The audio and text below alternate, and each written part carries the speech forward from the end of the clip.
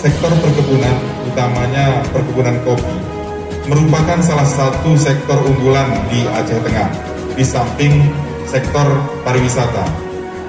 Potensi sumber daya sektor perkebunan kopi mempunyai peranan yang sangat strategis dalam pembangunan Aceh Tengah, terutama sumber mata pencaharian, penyediaan lapangan kerja, dan perolehan pendapatan asli daerah.